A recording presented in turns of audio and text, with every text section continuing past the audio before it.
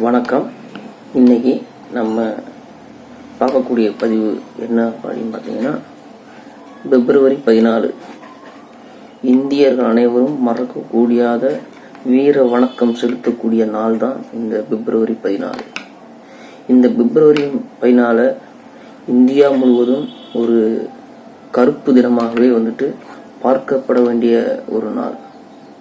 வரலாற்றிலும் நம் மக்கள் மனதிலும் என்றும் அழியக்கூடாத நாள், மறக்க வேண்டிய விஷயம். இது போன்ற நிகழ்வுகள் இனியும் நம் நாட்டில் நடக்கக்கூடாது அப்படின்னு ஆண்டவனை பிரார்த்திக்கக்கூடிய நாள் தான் இந்த பிப்ரவரி 14.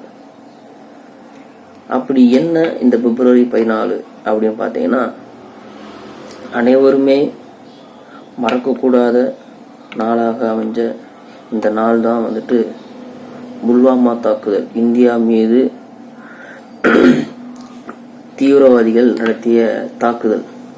இந்த தாக்குதல்ல உயிரிழந்த நம் இந்திய நாட்டுக்காகவும் இந்திய மக்கள் சுதந்திரமாகவும் சந்தோஷமாகவும் வாழ்வதற்கு பாதுகாவலனாக இருக்கக்கூடிய இந்திய இராணுவ படை வீரர்கள் தீவிரவாதிகளால் தாக்கப்பட்ட நாள் தான் இந்த பிப்ரவரி 14. அவர்களுக்கு வீர வணக்கம் செலுத்த வேண்டிய நாள் இந்த நாள்.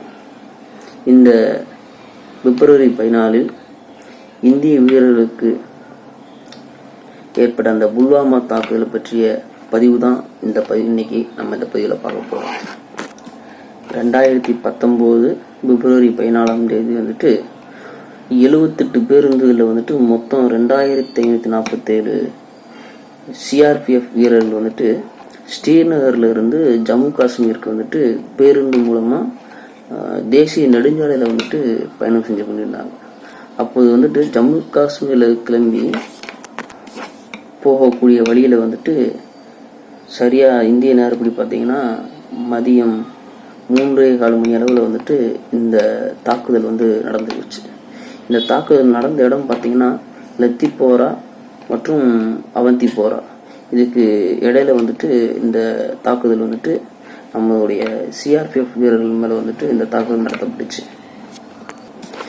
இதுல பயணம் செஞ்சுக்கிட்டு இருக்கும்போது ஒரு சிறிய வகை கார்ல எதுக்க வந்த ஒருத்தர் அவர் வண்டியில ஒரு 350 கிலோ எடை கொண்ட வெடிபொருட்களை கொண்டு வந்து அதுல ஒரு சிஆர்பிஎஃப் வீரர்கள் போன பேருந்துல விட்டுறாப்புல.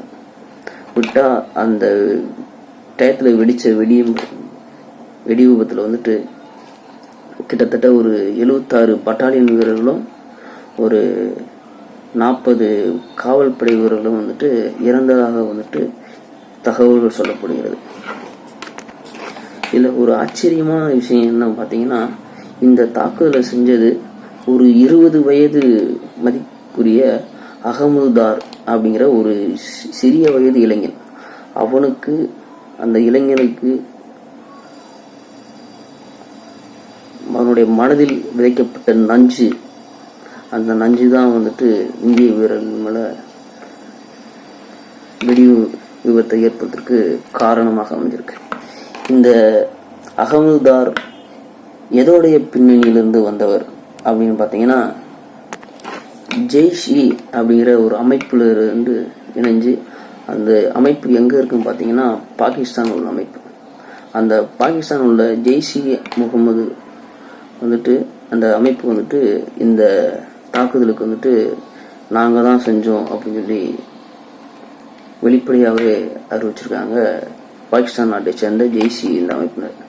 இந்த ஜெய்ஷி இந்த அமைப்புல அகமதுதார் இணைஞ்சு இந்த தாக்குதலை நான் பல வருடங்களாக செய்ய முயற்சி செஞ்சிருக்கேன். ஆனா இப்பதான் எனக்கு டைம் கிடைச்சிருக்கு. இந்த தாக்குதலை நடத்தி நான் வெற்றிகரமா முடிக்கும் பொழுது நான் உயிருடன் இருக்க மாட்டேன், நான் சொர்க்கத்துல இருப்பேன் அப்படின்னு அவ கூறியிருந்திருக்கான்.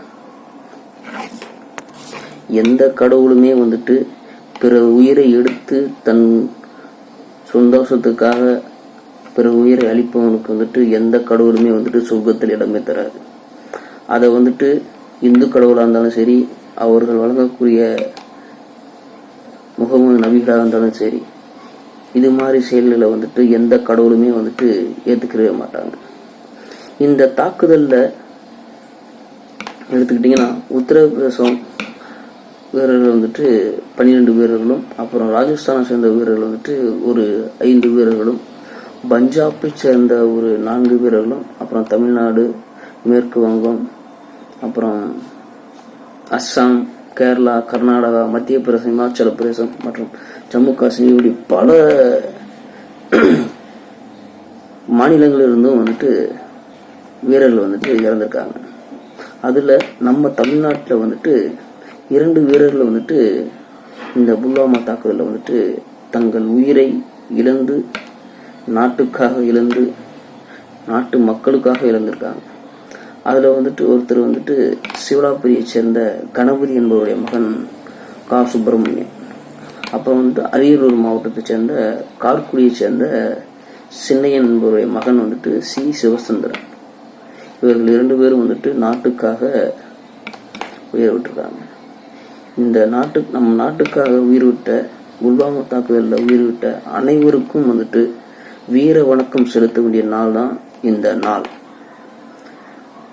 உலகம் ஃபுல்லா பிப்ரவரி 14 வந்துட்டு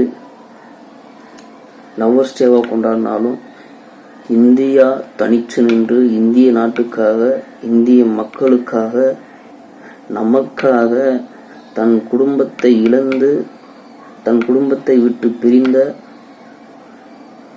நம் இந்திய ராணுவ வீரர்களுக்கு வீர வணக்கம் செலுத்த வேண்டிய நாள்.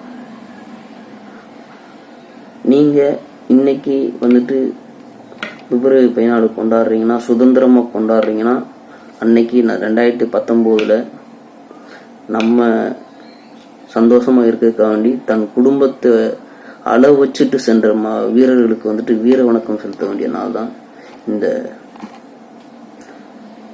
பிப்ரவரி 14. ஜெய் ஹிந்த். நன்றி, வணக்கம்.